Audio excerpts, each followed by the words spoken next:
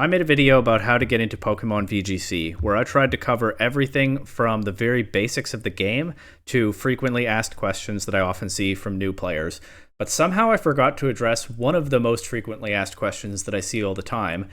Is my ladder rating good enough that I can consider myself decent at this game, or that it's worthwhile to go to tournaments?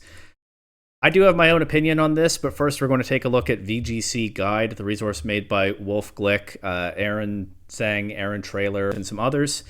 They have a section, in the battling section, they have an article called What is a Good Ladder Rating? I'm not just going to read it out here, but you can look at this to get their take on how the rating system works and what is actually considered good in that system. My own view, I don't really put any significant stock in ladder rating at all, to be honest with you.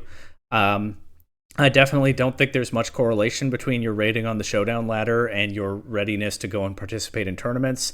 There, for a couple of reasons. One, because they are very different competitive experiences. Showing up to a tournament in person is a very different process. In many ways, you're not quite playing the same game that you are on Showdown. And I'm not sure that Showdown rating can really show you that much about the skill level that you'll have in a tournament setting. But also because I think pretty much everyone is ready to go to tournaments. That's another thing I see often from new players. I don't know if I'm good enough at the game yet. I need to get better at the game before I go to tournaments. In my view, unless you're still learning the very, very, very basics and you want to get that down first, like the type chart or what is a Pokemon or something, tournaments are a lot of fun, and you'll learn more by going and participating than you will by sitting at home thinking about participating. I think if you're asking yourself whether you're ready to go, you probably are, and it's probably going to be worthwhile as long as you have fun with it and reflect and learn from the experience. I've seen people on some really rough tournament runs who are still having an absolute blast.